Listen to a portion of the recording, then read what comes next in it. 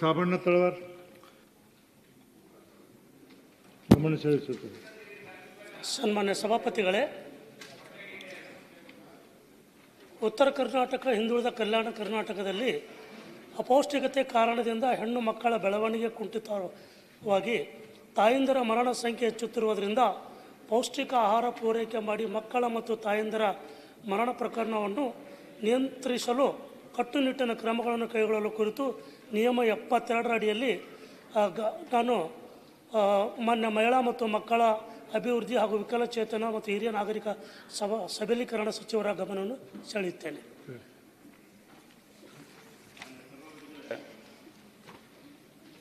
ಒಟ್ಟಾರೆ ಈ ವಿಷಯದ ಬಗ್ಗೆ ಮಾಹಿತಿ ಕೊಡಬೇಕಾದ್ರೆ ಇಡೀ ರಾಜ್ಯದಲ್ಲಿ ಅಂಗನವಾಡಿಗಳ ಸಂಖ್ಯೆ 19,921 ಇದೆ. 6 ತಿಂಗಳಿಂದ 6 ವರ್ಷದ ವಯಸ್ಸಿನಿಂದಲೇ ಇರ್ತಕ್ಕಂಥ ಮಕ್ಕಳು 38,97,482 ಇದೆ. ಅತಿ ಮುಖ್ಯವಾಗಿ ಗರ್ಭಿಣಿ ಸ್ತ್ರೀಯರು ಬಾಣಂತಿಯರಿಗೆ 8,10,845 ಮಂದಿ. ಆಸ್ಪಿರೇಷನ್ ಡಿಸ್ಟ್ರಿಕ್ಟ್ ಆಗಿರ್ತಕ್ಕಂಥ ರಾಯಚೂರು ಮತ್ತು ಯಾದಗಿರಿ 2 ಡಿಸ್ಟ್ರಿಕ್ಟ್ನಲ್ಲಿ 82,980 ಮಂದಿ ಇವತ್ತು ಅಲ್ಲಿ ಬಾಲಕಿಯರನ್ನು ಗುರುತಿಸಿದ್ದಾರೆ. ಇದರಲ್ಲಿ ಈಗ ಮಾತೃಪೂರ್ಣ ಯೋಜನೆ ಮುಖಾಂತರ ಇವರಿಗೇನು ಗರ್ಭಿಣಿ ಮತ್ತು ಬಾಣಂತಿಯರಿಗೆ ಈ ಇಲಾಖೆ ಮುಖಾಂತರ ಕೊಡ್ತಕ್ಕಂಥದ್ದು ಮಿಲೆಟ್ ಲಡ್ಡು ಕೊಡ್ತಾಯಿದ್ದಾರೆ, ಅನ್ನ ಸಾಂಬಾರು ಮತ್ತು ಪಾಯಸ, ಮೊಟ್ಟೆ, ಹಾಲು ಇಷ್ಟಂತೂ ಕೊಡ್ತಾಯಿದ್ದಾರೆ. ಇವ್ರ ಜೊತೆಯಲ್ಲಿ ಆರೋಗ್ಯ ಇಲಾಖೆಯವರು ಟ್ಯಾಬ್ಲೆಟ್ಸ್ ಕೊಡ್ತಕ್ಕಂಥ ಐರನ್ನು, ಪೋಲಿಯೋಕು, ಆ್ಯಸಿಡ್ಡು, ಕ್ಯಾಲ್ಶಿಯಮ್ಮು ಮತ್ತು ಟ್ಯಾಬ್ಲೆಟ್ಸ್ನೆಲ್ಲ ಅವರು ಆರೋಗ್ಯ ಇಲಾಖೆ 2 ಇಲಾಖೆಯವರು ಸಂಯೋಜನೆ ಮಾಡಿ ಕೊಡ್ತಾಯಿದ್ದಾರೆ. 6 ತಿಂಗಳಿಂದ 3 ವರ್ಷದ ಮಕ್ಕಳಿಗೆ ಅವ್ರಿಗೆ ಮನೆಗೆ ತೊಗೊಂಡೋಗಿ ಕೊಡ್ತಕ್ಕಂಥದ್ದು. ಅವರಿಗೆ ಪುಷ್ಟಿ ಪೌಡ್ರು 2.5 kg 1 ತಿಂಗಳಿಗೆ, ಅದರ ಜೊತೆಯಲ್ಲಿ ಬೆಲ್ಲ 1 kg 1 ತಿಂಗಳಿಗೆ 1 kg, ಹಾಲಿನ ಪುಡಿ, ಇವೆಲ್ಲ ಈ 3 ಅವ್ರ ಮನೆಗಳಿಗೆ ಮುಡಿಸ್ತಾ ಇದ್ದಾರೆ. 3 ವರ್ಷದಿಂದ 6 ವರ್ಷ ತನಕ ಇರ್ತಕ್ಕಂಥ ಮಕ್ಕಳಿಗೆ ಮಿಲೆಟ್ ಲಡ್ಡು, ಅನ್ನ ಸಾಂಬಾರು, ರವೆ ಉಪ್ಪಿಟ್ಟು, ರವೆ ಪಾಯಸ, ಹಾಲು, ಮೊಟ್ಟೆ ಈ ರೀತಿಯಾಗಿ ಅವರಿಗೆ ಸರಬರಾಜು ಮಾಡ್ತಾಯಿದ್ದಾರೆ. ಅಪೌಷ್ಟಿಕ ಮಕ್ಕಳಿಗೆ ಈಗ 1.5 times ನಾರ್ಮಲ್ ಚೈಲ್ಡ್ ಇದ್ದಂಥದ್ದನ್ನು ಅವ್ರು ಗುರುತಿಸಿದ್ದಾರೆ ಈಗ. ಸೊ ಈ ರೀತಿಯಾಗಿ ಅವರು ನ್ಯಾಷನಲ್ ಫ್ಯಾಮಿಲಿ ಹೆಲ್ತ್ ಸರ್ವೆನಿಂದ ಕೆಲವೊಂದು ಅವ್ರಿಗೆ ಏನು ಮಾಹಿತಿ ಸಹಿತ ಬಂದಿದೆ. ಅದರಲ್ಲಿ ಅವ್ರಿಗೆ ಕೊಡ್ತಕ್ಕಂಥದ್ದು 51.6 ಕರ್ನಾಟಕದಲ್ಲಿದೆ ಅಂಥೇಳಿ, ಅದನ್ನು ಶೇಕಡ 47.8ಗೆ ಇಳಿದೆ ಅಂಥೇಳಿ ಇವತ್ತು ಅವ್ರ ಡಿಪಾರ್ಟ್ಮೆಂಟ್ ಹತ್ರ ಇರ್ತಕ್ಕಂಥ ಮಾಹಿತಿ ಇದೆ. ಸನ್ಮಾನ್ಯ ಸಭಾಪತಿಗಳೇ, ಇದೊಂದು ತೀರಾ ಗಂಭೀರವಾಗಿರ್ತಕ್ಕಂಥ ವಿಷಯ. ಅಪೌಷ್ಟಿಕತೆ ಕುರಿತು ಇಡೀ ಒಂದು ಜನರೇಷನ್ನು ಅಥವಾ ಮುಂದಿನ ಪೀಳಿಗೆಗಳಿಗೆ ಮಾರಕವಾಗಿರ್ತಕ್ಕಂಥ ಒಂದು ವಿಷಯ. ಆದರೆ ಮಹಿಳಾ ಮತ್ತು ಮಕ್ಕಳ ಕಲ್ಯಾಣ ಇಲಾಖೆಯವರು ಅವರ ಸರ್ಕಾರಿ ಯೋಜನೆಗಳು ಏನಿದ್ದೇವೆ ಅನ್ನೋದನ್ನು ಮಾತ್ರ ಕೊಟ್ಟಿದ್ದಾರೆ. ಅವರು ಅದರ ಪಟ್ಟಿ ಕೊಟ್ಟಿದ್ದಾರೆ. ಆದರೆ ಕಲ್ಯಾಣ ಕರ್ನಾಟಕದಲ್ಲಿ ಅಪೌಷ್ಟಿಕತೆಯ ಗಂಭೀರತೆ ಮತ್ತು ಅಲ್ಲಿ ಹೆಣ್ಣು ಮಕ್ಕಳ ಮೇಲೆ, ಮಹಿಳೆಯರ ಮೇಲೆ ಆಗ್ತಕ್ಕಂಥ ಪರಿಣಾಮ, ಇದು ಮರಣಗಳಿಗೆ ಯಾವ ರೀತಿಯಾಗಿ ಕಾರಣವಾಗ್ತಾ ಇದೆ, ಅದರಿಂದ ಇಡೀ ಜನರೇಷನ್ಗೆ ಯಾವ ರೀತಿಯಾಗಿ ಅದರ ಪರಿಣಾಮ ಬೀರ್ತಾ ಇದೆ ಎಂಬುದರ ಕುರಿತು ನಾನು ಸರ್ಕಾರದ ಗಮನ ಸೆಳೆದಿದ್ದೆ. ದುರದೃಷ್ಟವಶಾತ್ತು ನನಗೆ ಗಂಭೀರವಾಗಿರ್ತಕ್ಕಂಥ ಪ್ರಶ್ನೆಗೆ ಅಥವಾ ವಿಷಯಕ್ಕೆ ಅಷ್ಟೇ ಸರಿಯಾದ ಪ್ರತ್ಯುತ್ತರ ಸಿಕ್ಕಿಲ್ಲ ಅಂತ ನಾನಿಲ್ಲಿ ಶೋಚನೀಯ ಒಂದು ವಿಷಯವನ್ನು ವ್ಯಕ್ತಪಡಿಸ್ತೇನೆ. ಕಾರಣ ಇಷ್ಟೇ, ಒಂದು ಮಗು ಜನ್ಮ ತಾಳಿದ ನಂತರ ಪ್ರಾರಂಭದ 1,000 ದಿನಗಳು, ಆ 1,000 ದಿನಗಳು ಸುಮಾರು 3 ವರ್ಷ ಅಂತ ನಾವು ತೊಗೊಳ್ತೀವಿ. ಅದಕ್ಕೆ ಗೋಲ್ಡನ್ ಪೀರಿಯಡ್ ಅಂತ ಕರೀತಾರೆ. ಆ ಗೋಲ್ಡನ್ ಪೀರಿಯಡ್ ಅಂದರೆ ಆ ಕಾಲದಲ್ಲಿ ಮಕ್ಕಳಿಗೆ ನಾವು ಸರಿಯಾದ ಪೌಷ್ಟಿಕತೆ ಕೊಟ್ಟರೆ ಅವರಿಗೆ ಬೆಳವಣಿಗೆಯಲ್ಲಿ ಸರಿಯಾಗಿ ಆಗ್ತದೆ. ಮಕ್ಕಳ ಬೆಳವಣಿಗೆ ಇನ್ ಕೇಸ್ ಆ ಪೌಷ್ಟಿಕತೆ ಕೊಡುವಲ್ಲಿ ಏನಾದರೂ ವಿಫಲತೆಗೊಂಡ್ರೆ ಮಕ್ಕಳ ಬೆಳವಣಿಗೆ ಕುಬ್ಜರ್ ಅಂತ ಕರಿತೀವಿ ನಾವು, ಅಥವಾ ಕುಂಠಿತ ಬೆಳವಣಿಗೆ, ಅದಕ್ಕೆ ಸ್ಟಂಟೆಡ್ ಗ್ರೋತ್ ಅಂತ ಕರೀತಾರೆ. ಅಂದರೆ ಮಕ್ಕಳು ಯಾವ ವಯಸ್ಸಿನಲ್ಲಿ ಯಾವ ಪ್ರಮಾಣದಲ್ಲಿ ಬೆಳೀಬೇಕು ಅನ್ನುವ ಹಂತದಲ್ಲಿ ಅವರು ಬೆಳೆಯೋದಿಲ್ಲ. ಅದರಿಂದ ಸಾಕಷ್ಟು ದುಷ್ಪರಿಣಾಮಗಳು ಬೀಳ್ತವೆ. ನಾನು ಕಲಬುರಗಿ ಭಾಗದಲ್ಲಿ ಮತ್ತು ಯಾದಗಿರಿ ಭಾಗದಲ್ಲಿ ತಿರುಗಾಡ್ತಿರ್ಬೇಕಾದಾಗ ಕಾಲೇಜಿಂದ ಹೊರಗಡೆ ಬರ್ತಾರೆ. ಕಾಲೇಜಿನಲ್ಲಿ ಓದ್ತಕ್ಕಂಥ ವಿದ್ಯಾರ್ಥಿನಿಗಳು ಅವರ ಸ್ಥಿತಿ ನೋಡಿದ್ರೆ, ಅವರ ಒಂದು ಫಿಸಿಕಲ್ ನಾವು ಇದು ಮೇಲ್ನೋಟಕ್ಕೆ ನೋಡಿದರೆ ನಮಗೆ ಬಹಳ ಗಂಭೀರ ಅನ್ನಿಸ್ತದೆ. ಭಾಳ ಚಿಕ್ಕದಾಗಿ ಕುಳ್ಳಗಾಗಿರ್ತಕ್ಕಂಥ ಹೆಣ್ಣುಮಕ್ಕಳು. ಕಾಲೇಜ್ನಲ್ಲಿ ಓದ್ತಾ ಇರ್ತಾರೆ. ಮತ್ತು ಅವರೇ ಮುಂದೆ ಮದುವೆ ಆಗಿದ್ಮೇಲೆ ಮಕ್ಕಳು ಈ ರೀತಿಯಾಗಿ ಎಷ್ಟು ರೋಗಗಳಿಗೆ ಅವರು ಪರಿಣಾಮ ಆಗ್ತದೆ ಅನ್ನೋದ್ರ ಬಗ್ಗೆ ನಾನು ವಿಷಯ ಪ್ರಸ್ತಾವನೆ ಮಾಡಲು ಇಷ್ಟಪಡ್ತೇನೆ. ಏಕೆಂದರೆ ಬೆಳೆಯುವ ಮಕ್ಕಳಿಗೆ ಪೌಷ್ಟಿಕತೆ ಇಲ್ಲದೆ ಹೋದರೆ ಮುಂದಿನ ದಿನಗಳಲ್ಲಿ ಅದಕ್ಕೆ ನಾವು ಸಹಿತ ಉದಾಹರಣೆ ಸಹಿತ. ಯಾಕೆ ನಮಗೆ ಯಾವ ಕಾಲದಲ್ಲಿ ತಿನ್ನೋದಕ್ಕೆ ಸಿಗಬೇಕಾಗಿತ್ತು, ತಿನ್ನೋಕೆ ಸಿಗಲಿಲ್ಲ. ಇವಾಗ ತಿನ್ನೋಕ್ಕೆಲ್ಲ ಸಿಗ್ತದ, ಆದರೆ ತಿನ್ನೋಕ್ಕೆ ಅವಕಾಶ ಇಲ್ಲ. ಈಗಾಗಲೇ ನಮ್ಮ ಶರವಣವರು ಹೇಳಿದ ಪ್ರಕಾರ. ಸೊ ಹೀಗಾಗಿ ನಾವು ಮಕ್ಕಳಿಗೆ ಸುಮಾರು ನಮ್ಮ ಕರ್ನಾಟಕದಲ್ಲಿಯೇ 6 ವರ್ಷಕ್ಕಿಂತ ಕಡಿಮೆ ವಯಸ್ಸಿನ ಮಕ್ಕಳಿಗೆ 6 ವರ್ಷಕ್ಕಿಂತ ಕಡಿಮೆ ವಯಸ್ಸಿನ ಮಕ್ಕಳಿಗೆ 35% ಕುಂಠಿತ ಬೆಳವಣಿಗೆ ಕಾಣ್ತೀವಿ ನಾವು. ಸ್ಟಂಟೆಡ್ ಗ್ರೋತ್ ಅಂದರೆ ಯಾವ ಹಂತದಲ್ಲಿ ಬೆಳಿಬೇಕು ಅಂದರೆ ಆಲ್ಮೋಸ್ಟ್ 40% ಮಕ್ಕಳ ಬೆಳವಣಿಗೆ ಕುಂಠಿತಗೊಂಡಿದಂತ ನಾವಿಲ್ಲಿ ಕಾಣ್ತೇವೆ. ಇದರ ಪರಿಸ್ಥಿತಿ ತೀರಾ ಗಂಭೀರವಾಗಿದೆ ಉತ್ತರ ಕರ್ನಾಟಕ, ಅದರಲ್ಲಿ ವಿಶೇಷವಾಗಿ ಕಲ್ಯಾಣ ಕರ್ನಾಟಕದಲ್ಲಿ ನಾವು ಇದನ್ನು ಕಾಣ್ತೇವೆ. ಏಕೆಂದರೆ ಕಲಬುರಗಿ ಜಿಲ್ಲೆಯ ಚಿಂಚೋಳಿ ಮತ್ತು ಜೇವರ್ಗಿ, ವಿಜಯಪುರ ಜಿಲ್ಲೆಯ ಬಸವನ ಬಾಗೇವಾಡಿ ನಮ್ಮ ಸನ್ಮಾನ್ಯ ಸಚಿವರಿದ್ದಾರಿಲ್ಲಿ, ರಾಯಚೂರಿನ ದೇವದುರ್ಗ ತಾಲೂಕ, ಆಮೇಲೆ ಕೊಪ್ಪಳದ ಯಲಬುರ್ಗ ತಾಲೂಕ, ಯಾದಗಿರಿ ಮತ್ತು ಗುರುಮಿಟ್ಕಲ್ ತಾಲೂಕು, ಈ ತಾಲೂಕುಗಳಲ್ಲಿ ಗರಿಷ್ಠ ಮಟ್ಟದ ಅಪೌಷ್ಟಿಕತೆ ಕಾಣ್ತೇವೆ ನಾವಿಲ್ಲಿ. ಗರಿಷ್ಠ ಮಟ್ಟದ ಅಪೌಷ್ಟಿಕತೆ ಇರೋದ ಕಾರಣಕ್ಕಾಗಿ ಇಲ್ಲಿ ಕುಬ್ಜ ಒಂದು ಬೆಳವಣಿಗೆಯೂ ಸಹ ನಾವಿಲ್ಲಿ ಕಾಣುತ್ತೇವೆ. ಏಕೆಂದರೆ ಅಪೌಷ್ಟಿಕತೆಯ ಒಂದು ಬೆಳವಣಿಗೆ ಯಾವ ಕಾರಣಕ್ಕಾಗಿ ಆಗ್ತಂದರೆ ಈ ಕಲ್ಯಾಣ ಕರ್ನಾಟಕದಲ್ಲಿ ಬಡತನ ಹೆಚ್ಚಿದೆ, ವೇತನದ ಪ್ರಮಾಣ ಕಡಿಮೆ ಇದೆ, ಶಿಕ್ಷಣದ ಕೊರತೆ ಇದೆ ಮತ್ತು ಗುಣಮಟ್ಟದ ಅದರ ಸ್ಟ್ಯಾಂಡರ್ಡ್ ಆಫ್ ಲಿವಿಂಗ್ ಸಹಿತ ಕಡಿಮೆ ಇದೆ. ಅವರಿಗೆ ಬೇಕಾದಂಥ ಆರೋಗ್ಯದ ಸವಲತ್ತುಗಳು ಸಹ ಸರಿಯಾಗಿ ಇಲ್ಲ. ಅದರೊಂದಿಗೆ ಆ ಭಾಗದಲ್ಲಿ ಇವತ್ತಿನವರೆಗೆ ಮೂಢನಂಬಿಕೆ ಬಹಳ ಗಂಭೀರ, ಮೌಢ್ಯತೆ ಬಹಳ ಹೆಚ್ಚಿನ ಪ್ರಮಾಣದಲ್ಲಿದೆ. ಏನಾದರೂ ಹೆಣ್ಮಕ್ಕಳಿಗೆ ಆರಾಮಿಲ್ಲ ಅಂತಂದರೆ, ಹೆಣ್ಣು ಮಗುವಿಗೆ ಆರಾಮಿಲ್ಲ ಅಂದ ತಕ್ಷಣ ಏನು ಮಾಡೋದಿಲ್ಲ ತಂದೆ ತಾಯಿಂದರು, ಆಸ್ಪತ್ರೆ ಅಂತ ಕರ್ಕೊಂಡು ಹೋಗೋದಿಲ್ಲ, ಹೋಗ್ತಕ್ಕಂಥ ರೂಢಿನೇ ಇಲ್ಲ. ಒಲೆಯಾಗಿರ್ತಕ್ಕಂಥ ಬೂದಿ ತಗೋತಾರ, ಹಣಿಗೆ ಹಚ್ತಾರ, ಇಲ್ಲಾಂದ್ರೆ ತೆಲಿಗೆ ಹಚ್ತಾರೆ, ಮಗು ಆರಾಮಾಗ್ತದೆ. ಅದು ಗಂಭೀರತೆ ಹೆಚ್ಚಾಗಿ ಮಗು ಸಾಯ್ತಕ್ಕಂಥ ಪರಿಸ್ಥಿತಿ ನಾವು ಬಹಳಷ್ಟು ಉದಾಹರಣೆಗಳು ನಾವಿಲ್ಲಿ ಕಾಣ್ತೇವೆ. ಇದು ಮುಖ್ಯವಾಗಿರ್ತಕ್ಕಂಥ ಕಾರಣ. ಈ ಒಂದು ಕಾರಣದಿಂದ ಈ ಅಪೌಷ್ಟಿಕತೆ ಹೆಚ್ಚಿರೋದ್ರಿಂದ ಇದರ ಪರಿಣಾಮ ಏನಾಗ್ತದೆ ಒಂದು ಈಗಾಗಲೇ ನಮ್ಮ ಡಾಕ್ಟರ್ ಹೇಳಿದ್ರು ಮತ್ತು ಇಲ್ಲಿ ಚರ್ಚೆನೂ ಆಯಿತು. ಏನೆಂದರೆ ಅವರ ಮೆದುಳಿನ ಮೇಲೆ ಪರಿಣಾಮ ಬೀಳ್ತದೆ.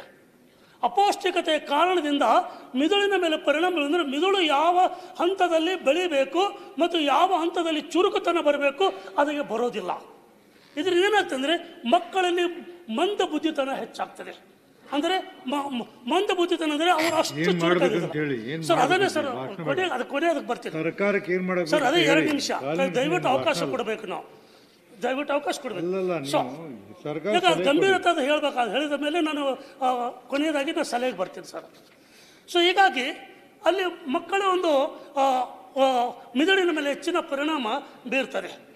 ಅದು ಅಲ್ಲದೆ ತಾಯಿಂದರ ಮರಣ ಸಂಖ್ಯೆ ಹೆಚ್ಚಾಗ್ತದೆ, ಮಕ್ಕಳ ಮರಣ ಸಂಖ್ಯೆ ಹೆಚ್ಚಾಗ್ತದೆ, ತಾಯಿಂದರ ಮರಣ ಸಂಖ್ಯೆ ಹೆಚ್ಚಾಗ್ತದೆ. ಯಾಕಂದರೆ 1,000ಕ್ಕೆ 301 2001 2003 ಅದು 2018 ಮತ್ತು 2020ರಲ್ಲಿ 1,000ಕ್ಕೆ 97 ಜನ ತಾಯಿಂದರು ಸಾಯ್ತಕ್ಕಂಥ ಸ್ಥಿತಿ ಇವತ್ತಿನವರೆಗೆ ಇದ್ದಾರೆ.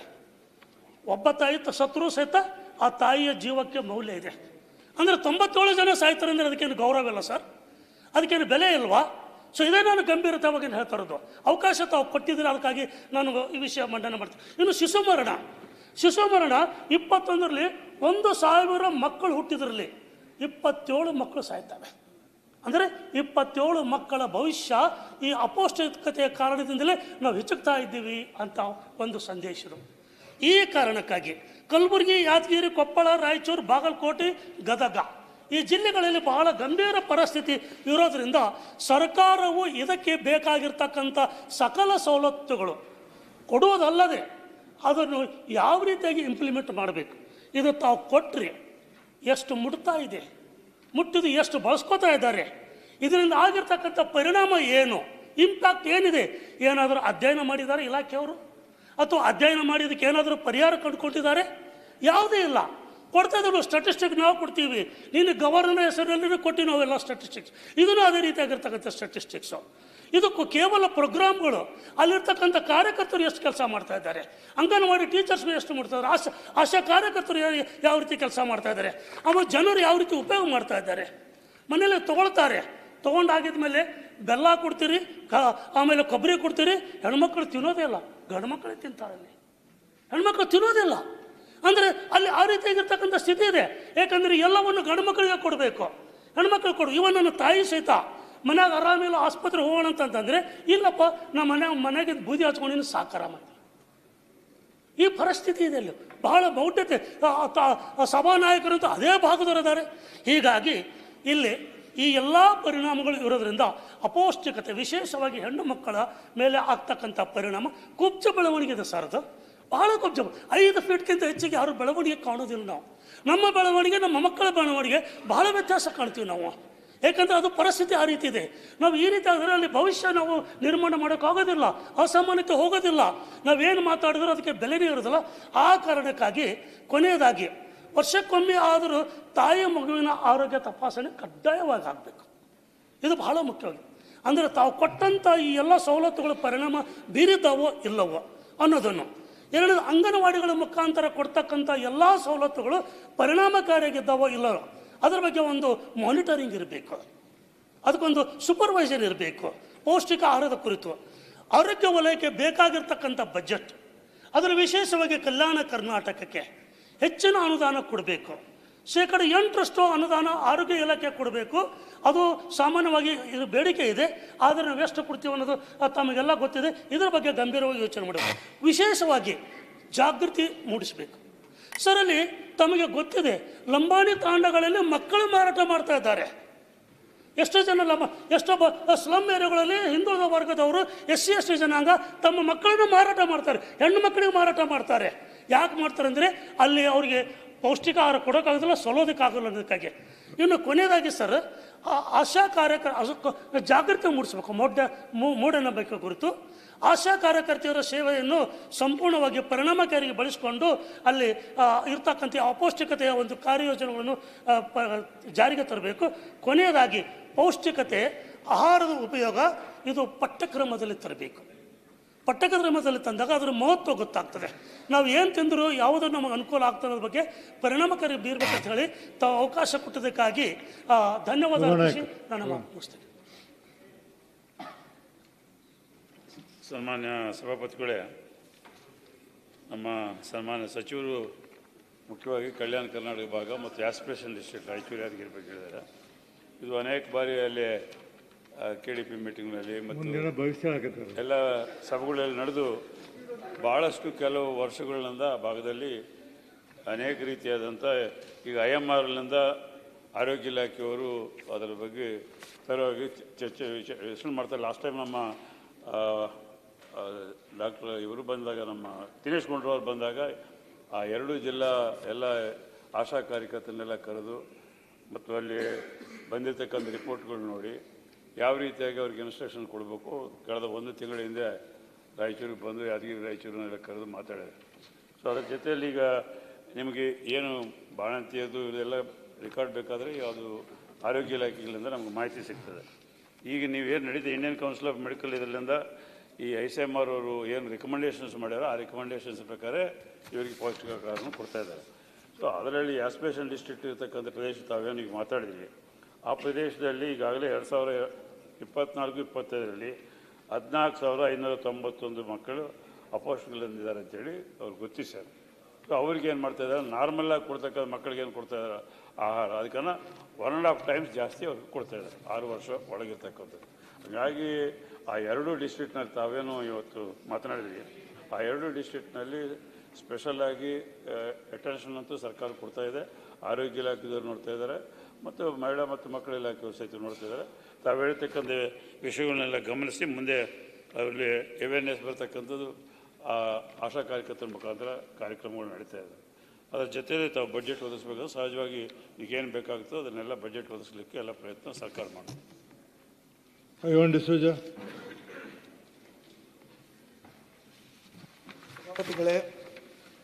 ರಾಜ್ಯದಲ್ಲಿ